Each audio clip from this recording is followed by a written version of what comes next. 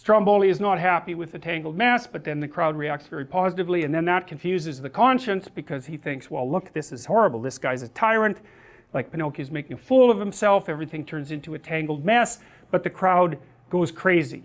And, well, being a fool, that can be entertaining, right? So it's hard to tell when a crowd, especially at a spectacle, because this crowd is at a spectacle, you just don't know exactly why it is that they're responding positively, but you've definitely given them what you want. And you can see this look on Stromboli's face. It's like this false, again, this false kindness and generosity, public facing. And, oh well, anyways, the conscience is very confused. And I really think this is an important thing, because I've often thought, I spent a lot of time thinking about Hitler, and I was thinking, well, how do you get into a state like that, you know?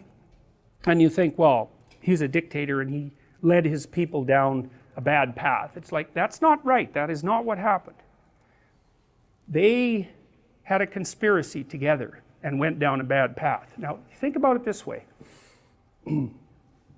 If one person thinks of something about you, it's like, whatever, right? But if 5 people tell you that, well, what? Then to start not taking that seriously is kind of narcissistic, right? And if it isn't 5, let's say it's 15 people tell you the same thing or act the same way towards you. It's like, probably you should clue in. Well, what if you're a politician and you're trying out a bunch of different ideas, and you're good at interacting with the crowd, you're charismatic, you watch the crowd, but you're not necessarily all that articulate, you don't have your values all straightened out, but you're kind of angry too.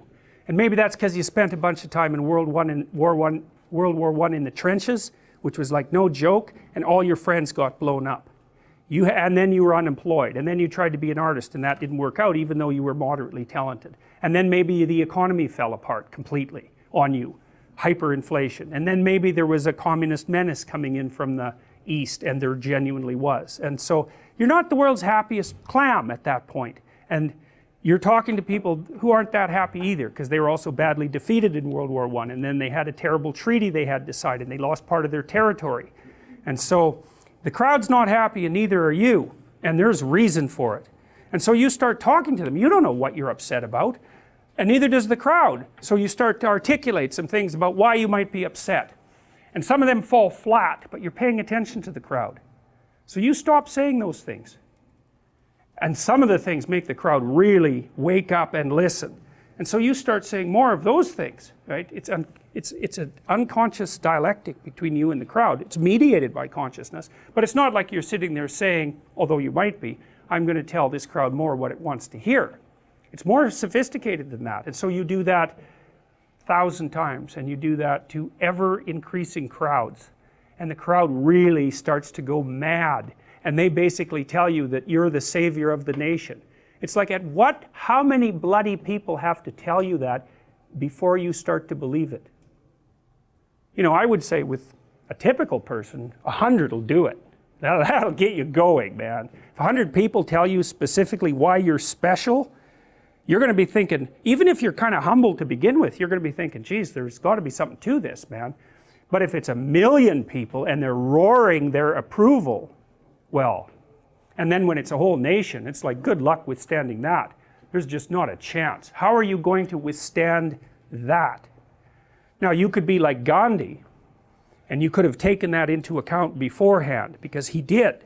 He read Tolstoy, by the way. He was a student of Tolstoy, and it's very interesting, because Tolstoy was the person who developed the techniques of nonviolence that Gandhi used. And Tolstoy was also a deeply religious writer, apart from his novels, which are not, I wouldn't say, really in the religious category, although they're profound. Tolstoy stressed humility with nonviolence. He really stressed it, and that's what Gandhi took to heart. So he lived a very, very, very, very simple, bare bones, ascetic life. And that was to kind of see if he could keep his damn ego tamped down while the groundswell was building behind him.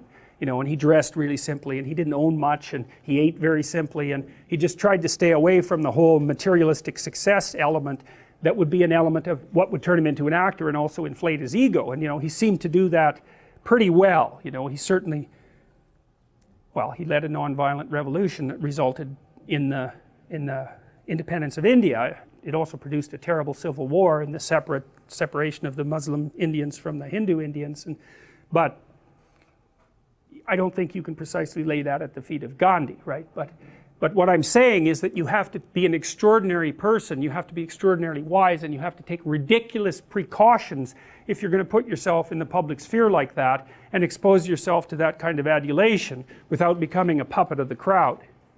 And that's what happened to Hitler. I mean, it's not like he wasn't also a conscious manipulator and surrounded himself by people who were propagandists and all of that. So there was a conscious element, but you got to think these things through and see how that dialectic develops. Like, he learned how to appeal to the darkest fantasies of the crowd. He was really, really good at it. And that was a dialectic process, right? The crowd told him what they wanted to hear, and the crowd's a mob at that point.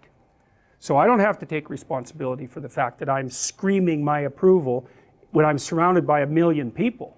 So I can scream my approval for whatever I want, for whatever dark, revengeful fantasy might be playing out in my imagination, because I'm not going to be held accountable for it.